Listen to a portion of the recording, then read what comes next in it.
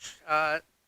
Meeting will come to order, please. This is an open public meeting. It has been so advertised. And with that, I'll ask Mrs. Coleman to call the roll. Mrs. Riley? Mrs. Faupel? Mr. McMillan? Here. Mr. Fink? Here. Mrs. Marmion? Here. Mr. Schaefer? Here. Mr. Stotts? Here. Okay, if you'll raise now for the Pledge of Allegiance. The flag is in the back of the room. I pledge allegiance to the flag of the United States of America and to the republic for which it stands, one nation, under God, indivisible, with liberty and justice for all. Okay, thank you. There is no executive session this evening.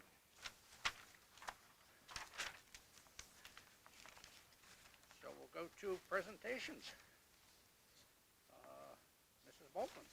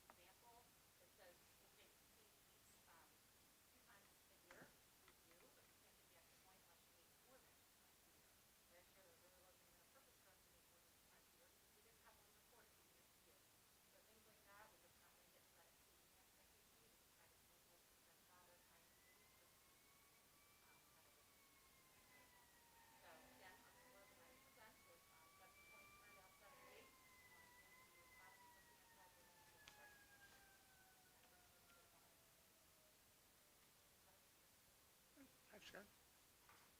No questions? Great, thank you. Okay, is there a motion to go into committee of the whole? Oh. I have to read this, I'm sorry. Dr. McDowell will discuss school acceleration plan.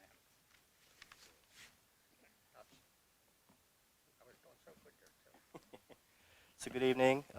Thank you all for being here.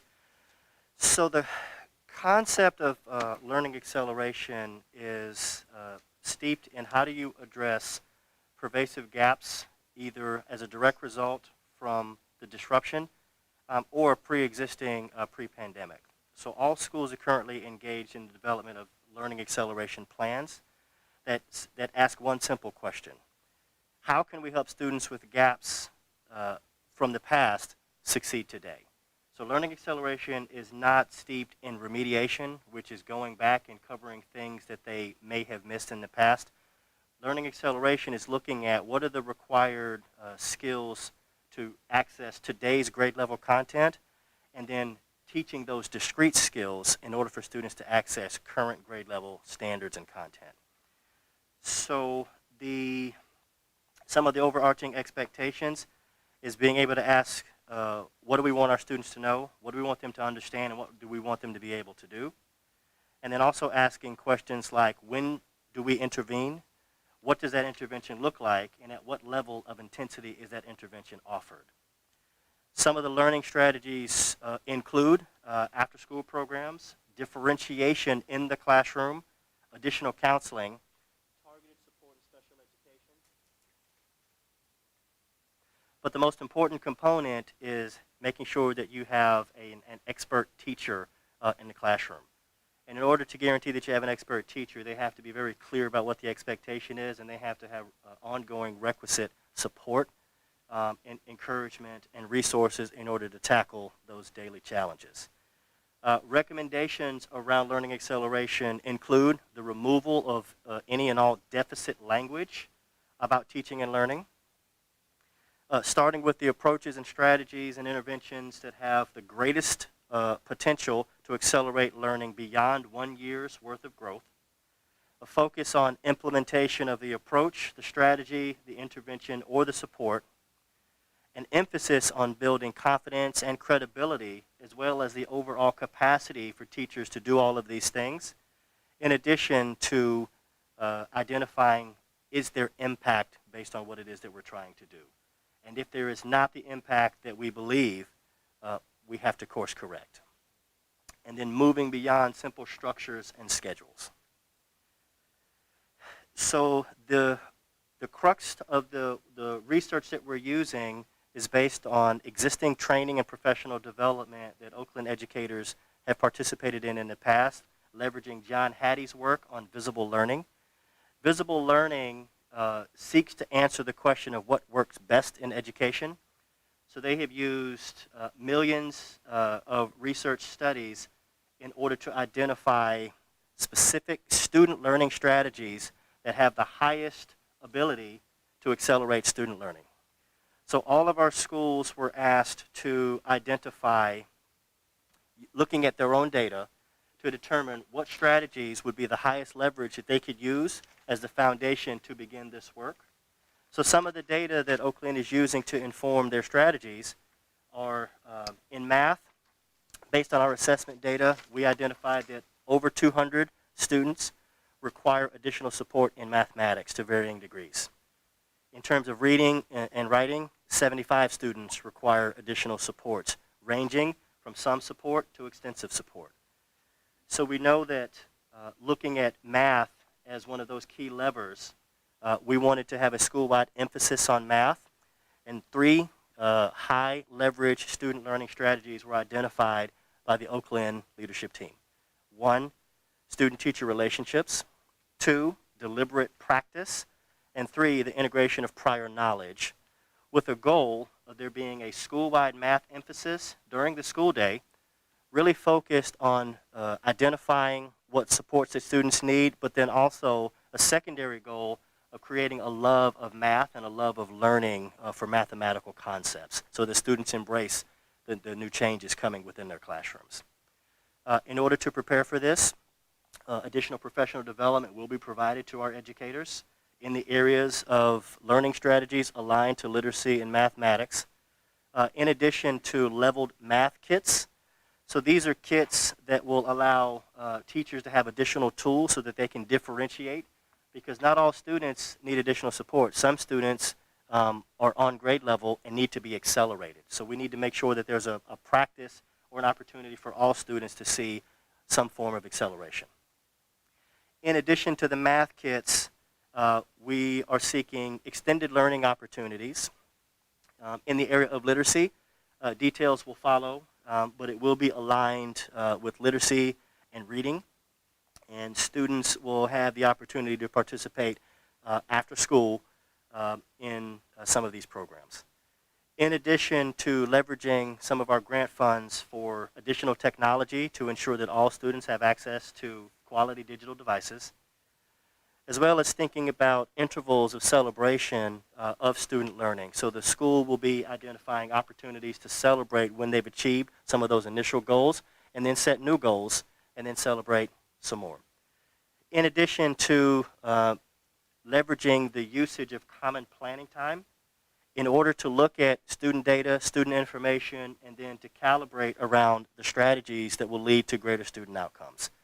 So that's the Learning Acceleration Plan for Oaklyn, and similar plans to varying degrees with different data will be offered also at Collingswood Middle School as well as Collingswood High School. Questions?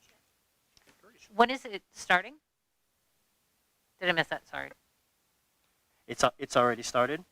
So schools began the deep dive into their data in September.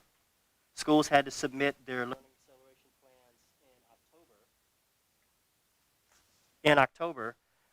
Revisions were made during October and early November, and schools are beginning to engage in that work right now.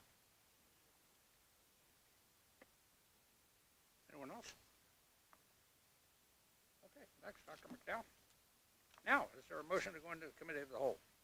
So moved. And a second? All those in favor? Aye. Opposed? Okay, we're now in the committee of the whole. Most of these items were Denise's, which unfortunately she couldn't make it this evening. So I'm not sure if she had specific questions or if she had questions from somebody else. Red Ribbon Week. Yeah, I think that was Jimmy. Go ahead. Okay, some of you know, I CC'd some of you guys in on it. The other day, my daughter came home with a little red water bottle that said, "I'm a drug-free llama," and it was like a really cute, like cartoony bottle that just, to me, it's going to go in the trash anyway. I don't really need, we have enough water bottles. But it kind of made me upset because I didn't realize what the depth of Red Ribbon Week was and what, like, my second-year-old, or my second grader is learning about drugs in school. And I found out that that starts in pre-K. And I feel like it's robbing some of the kids of their innocence. I mean, we have to look back. I mean, I know this is a very unpopular opinion probably, but I think maybe restructuring the way that we teach young kids about drugs and just say no to drugs isn't really necessarily the same agenda that we had back in the 70s and 80s with the Reagan war on drugs situation. I just feel like, also, I guess I look back and after speaking with a couple of you, I learned that I got overly upset because I was assuming it was kind of like the DARE program. It was teaching kids, like second-year-old or second graders, like about overdosing and like the old school way of how the DARE program was. Like somebody's going to find you and they're going to make you smoke crack cocaine or something like that. And then looking back, I noticed it wasn't nearly to that level, but it was just concerning to me, and maybe the education towards parents, and we allow parents to know what we're going to discuss before we discuss it with the children would be kind of ideal, because I was blindsided by it. And in general, like Red Ribbon Week, I think maybe, I know this is a significantly higher level. This comes from federal funding and state funding, and so there's not much that, you know, we as a group can do, but a sort of communication level of it. But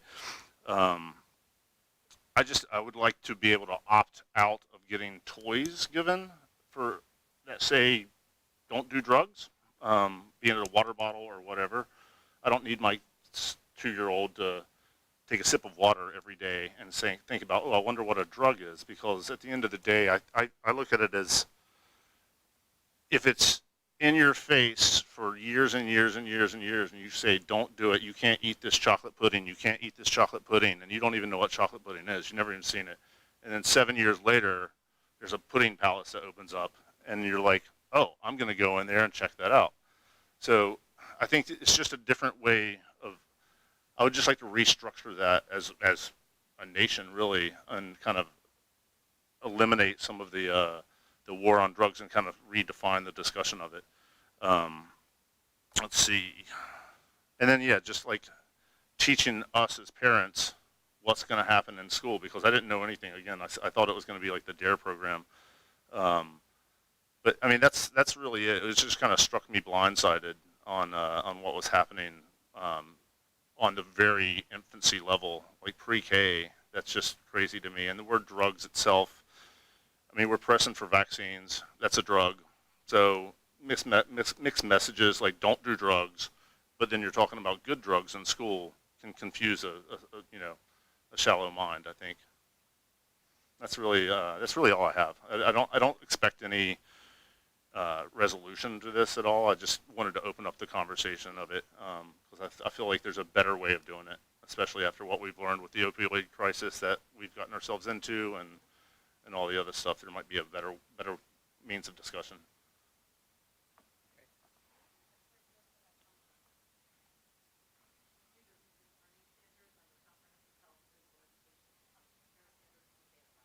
Yeah. Yeah, I dug in. It's like I said, it's not anything that we can stop. Like it's not, or not stop. It's not anything that we can change, but it's coming down. Yeah, and that was brought to my attention. And yeah, I guess ultimately going to Congress and Senate and stuff like that and talking about it and trying to rearrange it is the way to do it. But that takes more people and than just me. So you guys are the first group of people I've been able to, throw that at. Also, unrelated, there's no microphone for the public to speak. I didn't know if that was an accident or something. Last month we had a microphone. Yeah, I think it was an oversight. Yeah. I just wanted to publicly also praise from the faculty. One of the third grade teachers, Mrs. Magro, actually wrote to the parents of the students in her class during Red Ribbon Week because she got a lot of pointed questions about some of the stuff that they were discussing, and she actually shared the Brain Pop videos about 2 different subject matters that were very, very helpful. So I would encourage that, just praising that communication with the parents and Yep. maybe encourage more of that. Yeah, I think hindsight 2020, if I would have known a little bit more, I wouldn't have exploded the way I did. So, but yeah, that's all. Thank you. May I? There may be no way that we can change what the state wants us to do, but how we do it, we have a little bit of control over that. So you're bringing this up as a good idea because unless we know from the parents that this, is not acceptable, I don't know whether we can opt out or not people from certain things, but with the state, but we certainly can change the way that it's presented to minimize that constant beat with the smaller kids so they don't get confused. I think that's a good idea. Yeah. Also, letting the parents know. OMASAC makes choices about the swag, for lack of a better word. Right. Yeah. So that's really helpful Paraphernalia, if you will. feedback that, as a liaison, I'm happy to take back to them. And letting the parents know what's happening, especially in that drug use situation, is a good idea.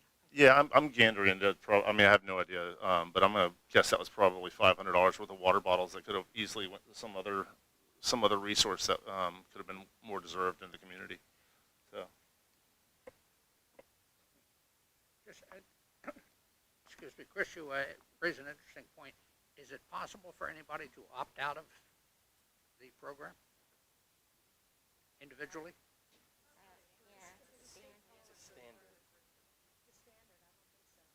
Okay.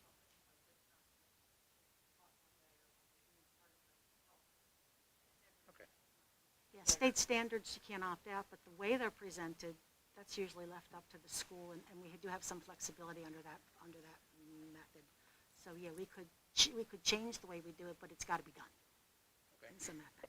And I have zero answer for how to change it. But I think you kind of hit the nail on the head too, and I think Mrs. Bolden would agree. Having the message delivered in a developmentally appropriate way. So for something as simple as for children to understand, there's good drugs and bad drugs.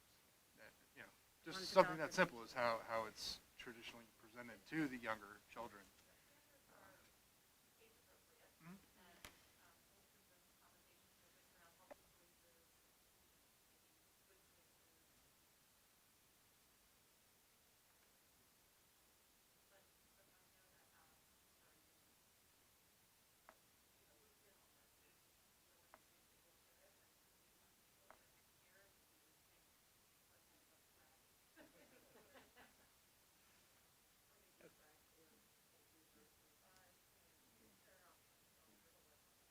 I'd be willing to jump in and help out too, whatever you need. Okay. Anyone else on that? Okay. We'll move to Dr. McDowell on the second one, communications on the hiring of part-time communication staff. So we engaged in a shared service agreement with Haddon Township for communication services. So Lori Perlow is the direct contact that is helping us with public information. She's currently working with the high school on communications projects, as well as she will be helping to support strategic planning for our districts, which will be ramping up in middle of December and then early January. In addition to working with some of our schools about effective communication and then the strategy and the tools. One of her immediate projects in partnership with our assistant superintendent will be a revamp of our newsletter. We'll be using a web-based platform in the future with more active links as a means to be able to track usage and to make sure that it can be translated into over 100 different languages.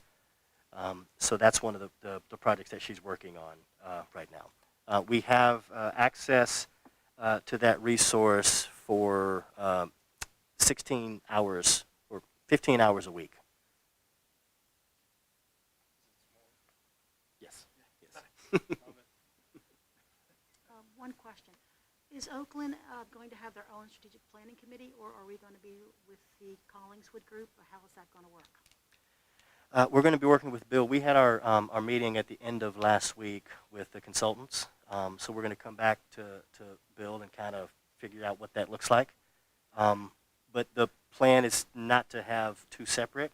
It's to figure out how to leverage their time, but still pay the appropriate attention to Oaklyn as its own entity, with the connection to the middle school and the high It's school. very important to all of us here that we don't get kind of lost in the sauce.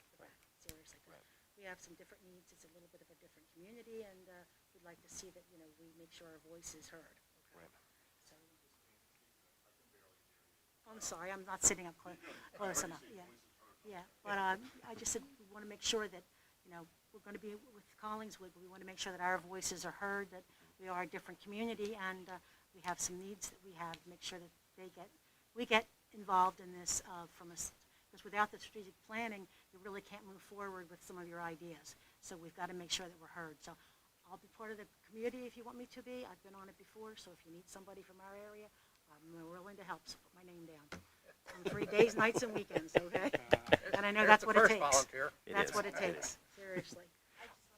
I just want to really interject really quick. So what we're doing is we're synthesizing the notes and the checklist that they gave us. We'll probably get that to Bill probably tomorrow. We needed to synthesize because it was a lot. And then think about what specifically is Oaklyn that needs some targeted decisions made.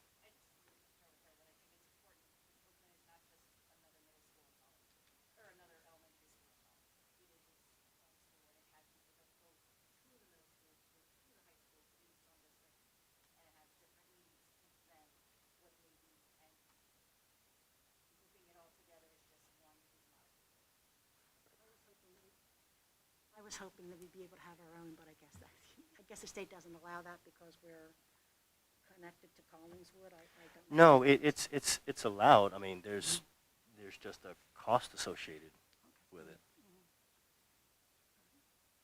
Thank you. Let's see what the consultants recommend and put forward, and we'll Perfect, see Bill. where we go from there. Thank you. Make Yeah. that decision at that point. Any other questions? Okay, COVID pool testing. I don't know who that is, you? Okay.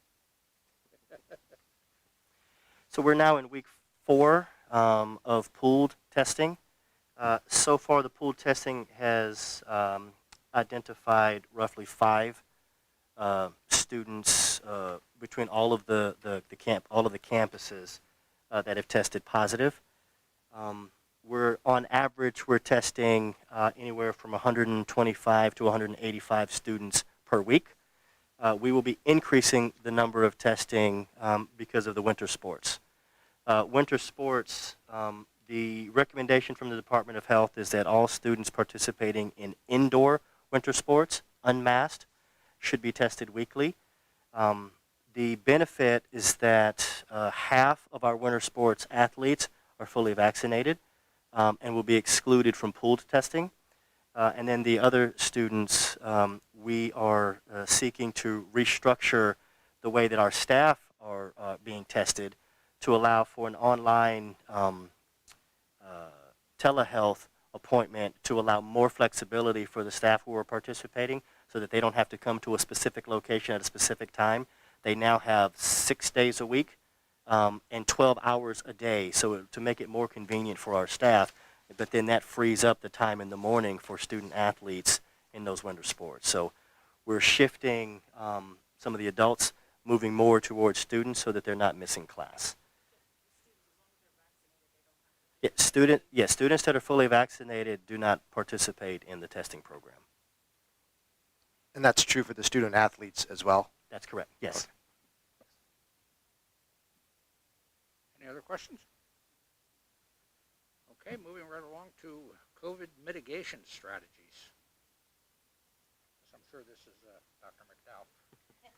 So I'm just going to read the question. It says, social distancing protocol to understand why students need to quarantine when one student tests positive.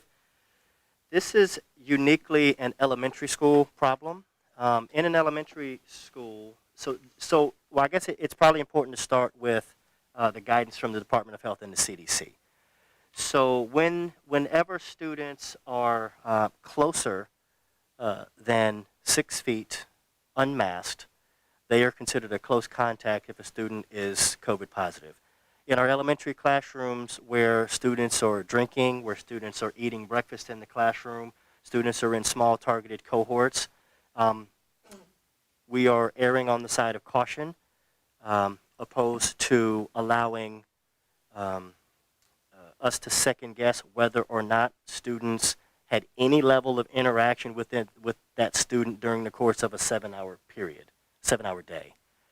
The challenge that we have and the reason why we are being very rigid is that based on the legislation from the Department of Health, they actually have been elevated with the legal authority to shut down schools. So if we don't follow their guidance and we have more than 3 children in one class, they have the ability to actually shut down our entire school because they would consider that the source of an outbreak, so they would force the entire school to go into quarantine, opposed to us quarantining a class and then offering virtual remote instruction for 19 or 20 students. So because it's very difficult in the contact tracing portion for us to determine whether or not all 19 children had no close contact during a period of unmasking, we're erring on the side of caution and we're quarantining that whole class so that a continuity of instruction can take place with the teacher, opposed to some of the children participating in 3 hours a day of instructional support while other students are in school, and then us not knowing whether or not, until they show symptoms, whether or not they've been exposed to COVID-19. Do you have an idea what might change once elementary students are fully vaccinated? So the same rule applies. Any students that are asymptomatic but are fully vaccinated are not required to quarantine.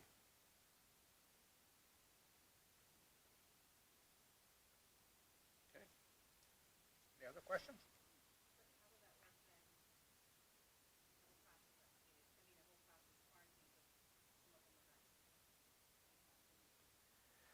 Those students would be in school, and yeah. Okay, anyone else? Anybody have anything else for the committee of the whole? Yeah, I got something. I read on Facebook right before I came here that there's an incident at the library in Collingswood High School. You had an intruder. Yes. Maybe I'm missing something here, but we do. Oakland does send students to Collingswood High School, and I'm surprised that we weren't informed about this. So I we never saw anything. sent out, so the families, so the intruder was a 17-year-old former student who had attended Collingswood High School, who claimed that he was inside the school filming for his YouTube channel. The school went into shelter in place, and based on that shelter in place, once the school went into that drill, the child left the building. Local law enforcement were called. They cleared the building, released the building about 45 minutes later. All of the parents at the middle and the high school were notified. That's generally our protocol in terms of a shelter in place at a school. It's not the protocol to inform the other school boards. No, that wasn't my understanding of what the protocol was. Yeah, I don't believe Collingswood board was informed of that either. So we were all on the same level playing field. It just surprised me. I think that's something the board should have been informed of. It just, I don't like being surprised when I read stuff on Facebook that pertains to the school district that I don't know about. Reading things on Facebook will always surprise you. Yeah, I know. Okay, anybody have anything else? Is there a motion to come out of Committee of the Whole? Okay, all those in favor? Aye. Opposed? Okay, we're back on the agenda with Section 5. Future dates and miscellaneous information. And the dates there are listed for your perusal. If anybody has any questions on them, we'll be happy to try and answer them for you. But that's the next month between now and the beginning of the year. Okay, the next is approval of the minutes from the October 19th meeting. Is there a motion to approve the minutes? So moved. Second. Okay, moved and seconded. Are there any questions or corrections on the minutes? Okay, hearing none. All those in favor? Aye. Opposed? So moved. There is no unfinished business. Have to learn to write faster. Okay, this is our first public comment section.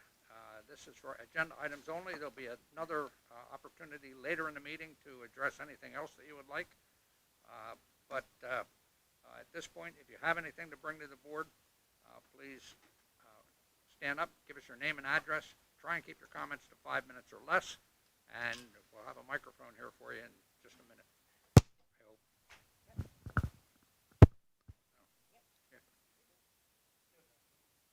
Yeah, the mic's on. We just talk. Whoop.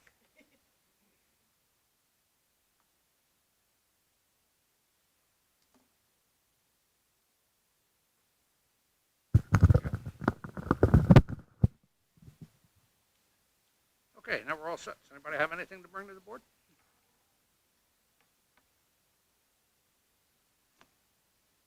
No one. On the agenda stuff, yeah. Okay, hearing none at this point in time, we'll go to the superintendent's report, section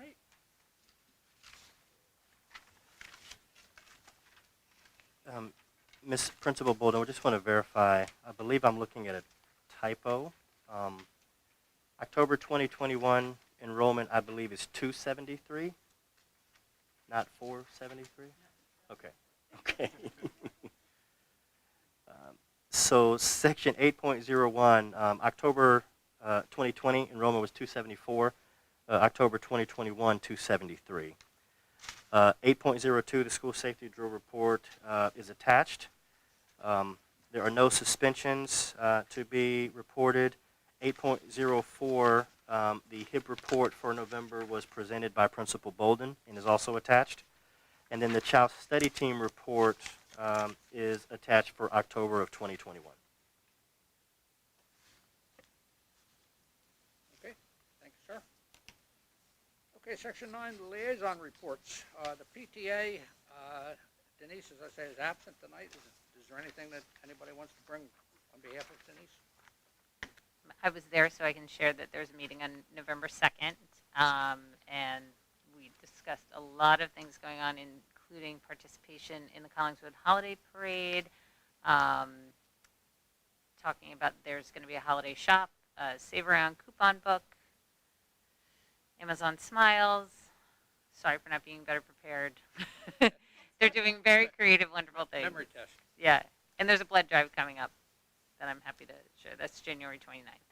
Okay, thanks, Grace. All right, you're still on now with the Okay. MASAC. So MASAC met on October 25th. They went over their past events, including the over 30 basketball, Week of Respect, that was October 4th through the 8th. They had two gym nights since we last met. There was one on October 22nd that had 35 students and 6 counselors. And then there was another one last Friday night that I attended. It was a really great event on the 12th. I don't know the number. I think about 40 students, somewhere around there. And they also went over Red Ribbon Week and what had happened. There are upcoming gym nights, which were on the last item, but December 17th is the next one, then January 14th, February 11th, and March 25th is likely going to be the Celebrity Gym Night. And then in new business, we were talking about, kind of to Jimmy's point, there had been in the past been programming done for parents about how to talk to your kids about drugs and alcohol and things like that, that kind of COVID stopped. And the group discussed maybe doing it virtually to get better attendance. So they were going to explore that because it could also be something that could be recorded and then someone could watch later. So they're going to look into that. And forgive me, the date of the next meeting. Sorry, Adam. Believe we're meeting not November. I don't think we're meeting in November because of Thanksgiving, but in December. That's it. Okay, thank you, ma'am. Anybody have any questions? Okay, Collingswood, I do not have a report for Collingswood this evening. And I'll quickly go back to Teresa again. She's doing really well tonight.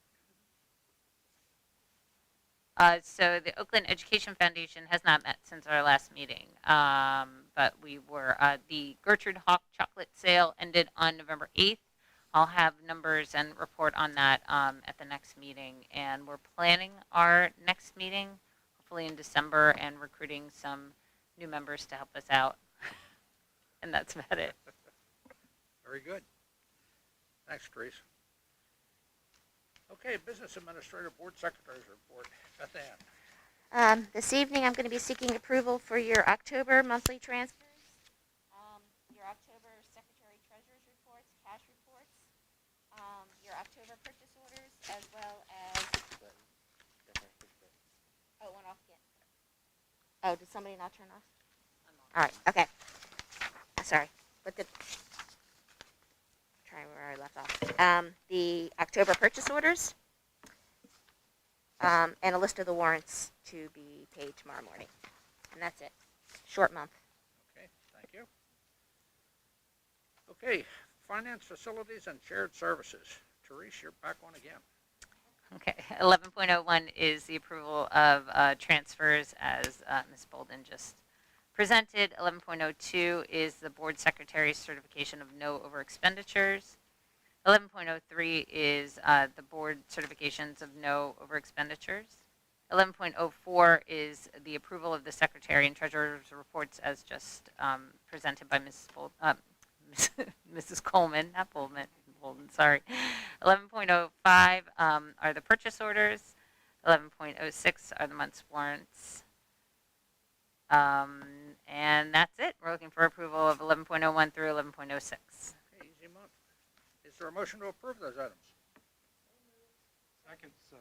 Okay, been moved and seconded. Are there any questions on that item? Hearing none, on a roll call, please. Mrs. Riley? Yes. Mrs. Valpel? Yes. Mr. McMillan?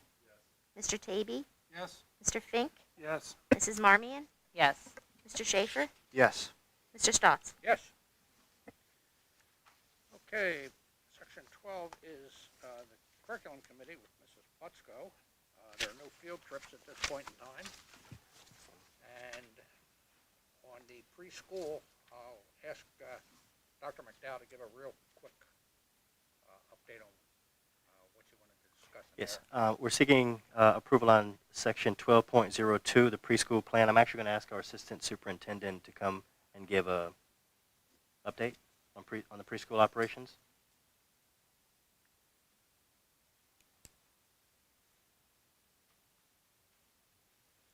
Good evening, everyone. Can you hear me? So the Oaklyn School District is working alongside Mrs. Floyd, our new supervisor, and Ms. Bolden to create the operational plan for the 2022-23 school year.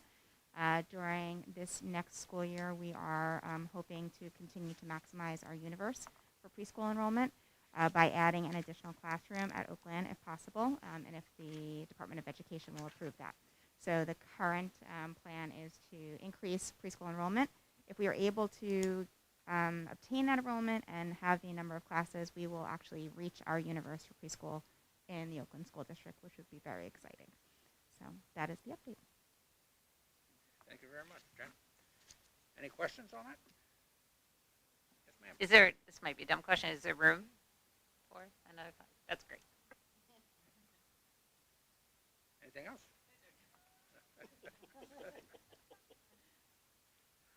Okay, is there a motion to approve items 12.01 and 12.02? Second. Okay, moved and seconded. Any questions? Hearing none, on a roll call, please. Mrs. Riley? Yes. Mrs. Valpel? Mr. McMillan? Mr. Tavy? Yes. Mr. Fink? Yes. Mrs. Marmion? Yes. Mr. Schaefer? Yes. Mr. Stotts? Yes. Okay, section 13, the Personnel Committee. Rich? Good evening, everyone. We are going to approve items 13.01 and 13.02 under the Personnel Committee.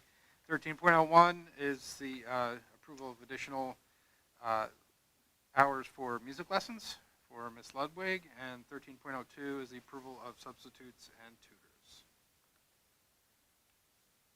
Okay, just, well, wait a minute. Is there a motion to approve those items? Okay, moved and seconded, and now questions. Just a note on 13.01, the music was a big discussion item last month, and it was resolved probably about 10 days after last month's meeting, and Mrs. Ludwig has gone above and beyond to see that we have this program back in the Oaklyn school. The administration at the middle school, the administration here, and the administration and the board office all got together and solved the problem for us. So we're back to normal at this point in time, and that's very good. And Mrs. Ludwig has a big piece of that. Okay, any other questions? Hearing none, on a roll call, please. Mrs. Riley? Mrs. Valpel? Mr. McMillan? Mr. Tavy? Yes. Mr. Fink? Yes. Mrs. Marmion? Yes. Mr. Schaefer? Yes. Mr. Stotts? Yes.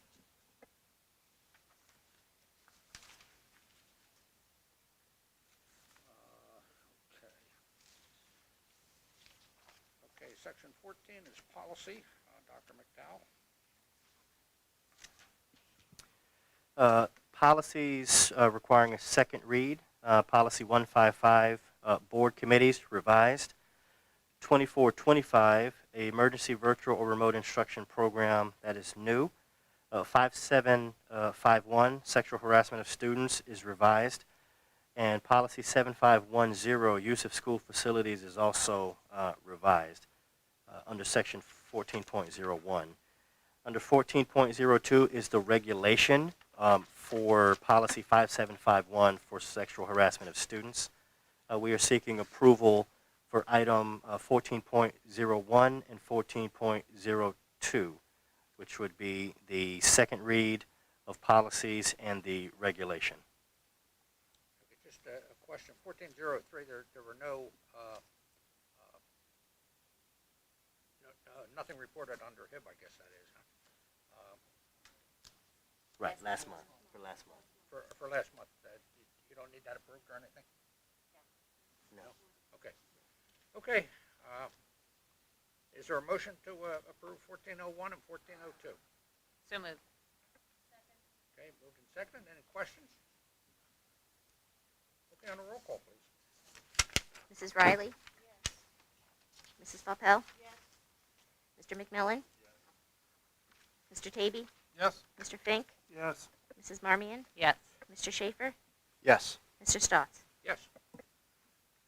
Okay, section 15 is our second public participation. This is anything you would like to bring to the board. This would be the appropriate time. Same ground rules. Please stand, give us your name and address. Try and keep your comments to 5 minutes or less. And we'd like you to use the microphone if you can so that we can all hear you.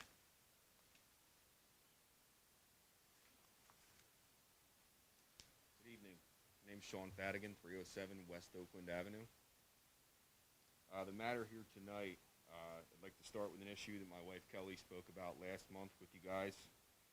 The issue pertains to our son Emmett, who's in the pre-K3 program. I'm sure you all remember, but let me refresh your memory. On the first day of school, we had a potential exposure to an allergen that could potentially be quite harmful to his well-being. You remember now? Okay. Great, let's move forward. She was told that night by Dr. McDowell that she would be contacted by either him personally or Principal Bolden. Neither of the two happened. This is why I stand before you again tonight.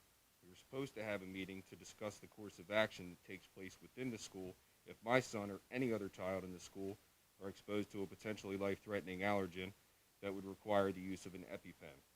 Why have we not been contacted? Is this matter not as concerning to you as, say, COVID? Well, it concerns us. Moving forward, just two mere weeks after that last meeting, there was another exposure while in the classroom. This one was a bit more alarming because we were away on vacation, not even in the same time zone. I received a call at 7:30 a.m. from the school nurse. Can you imagine how that felt? Awesome. I'm glad I still have your attention. As my wife mentioned at the last meeting, this situation terrifies us. We want to feel comfortable leaving our child at school on a daily basis. What's going to make us comfortable, you might ask? We simply just want answers. Now, I want everybody in here, if you would, to hold your breath. If there's an exposure in the class, how does the process go? Is it a phone call to the nurse? What if she has a child in front of her and she can't get out? What then? Another phone call to the next in line? All these things take time, precious time. Is everyone breathing again? Does it go out over the PA system? Has anyone in here ever made a phone call to 911? Now, if you make a phone call to 911, do you think that dispatcher calls one officer in specific? Sounds crazy, doesn't it? So, why would you treat this any different?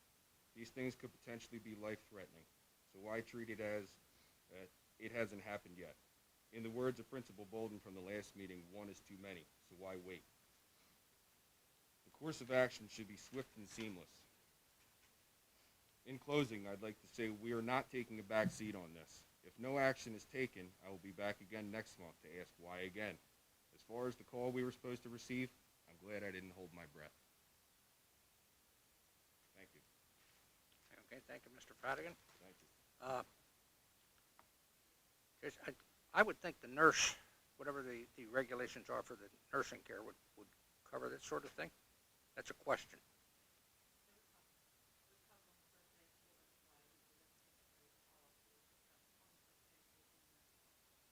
Okay.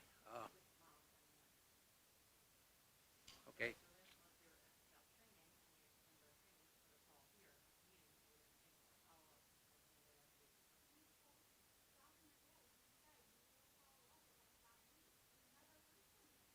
I didn't say that I would follow up. I said that you would be. Yes.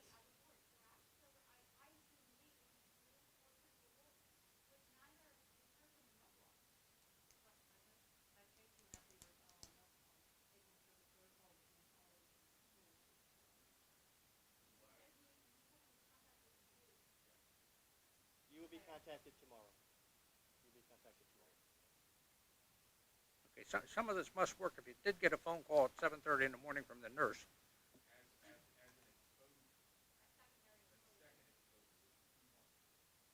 Okay.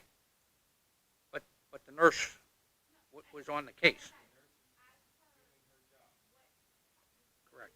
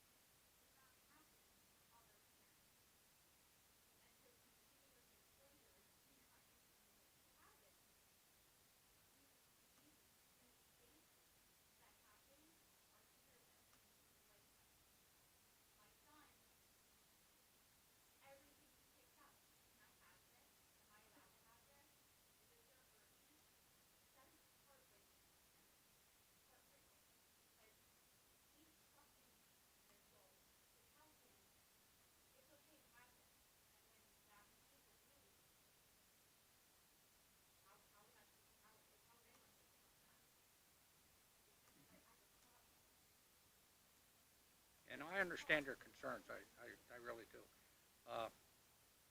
Now, a meeting, it may not have to be made, not need an in-person meeting, a phone meeting or a Zoom meeting. Something can be done where,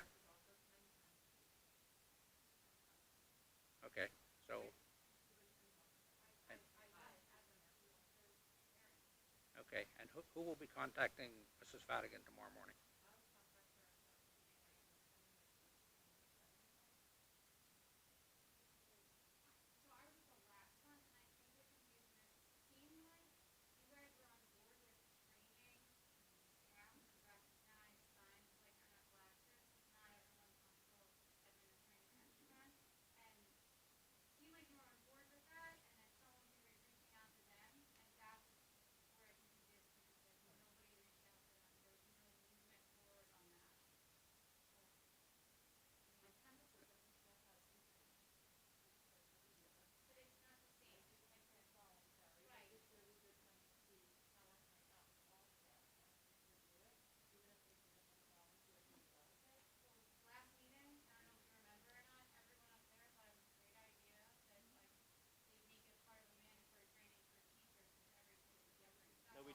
No, we did not. We did not. Just for the record, that is not an accurate statement. We did not say that it would be mandated. We can't mandate.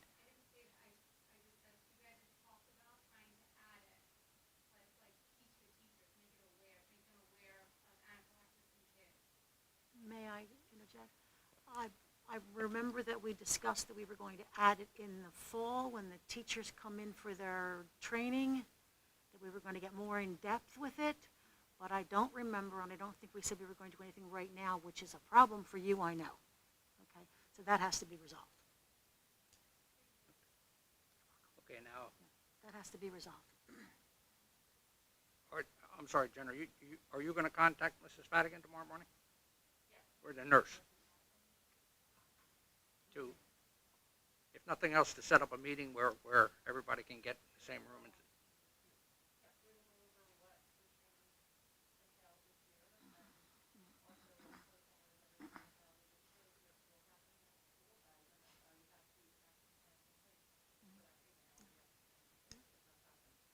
And please don't wait a month if you have issues. Make a phone call to the board office. Call Jen. I understand, yeah. But I just want to let you know, you don't have to wait, you know what I mean, until the next board meeting or something. If you have issues and stuff, get to, Jen and everything, because we're really good at unfolding problems like this, believe me, we are. Yeah. Please don't wait, because this is important, yeah, exactly. Just don't wait. okay, that solves the problem for another 24 hours anyway. Okay, and again, as Chris said, if you're not happy, get back to us right away, please.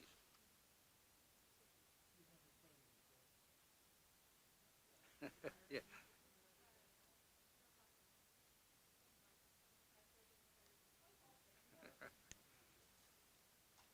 Okay, anyone else? No. Okay, rolling right along, we'll go to section 16, which is the adjournment. Is there a motion to adjourn? Second. All those in favor? Aye. Opposed? That's a dumb question, I know. Okay, meeting's adjourned.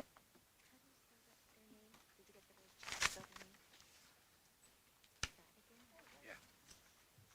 I may have missed. I had Vatican. So I don't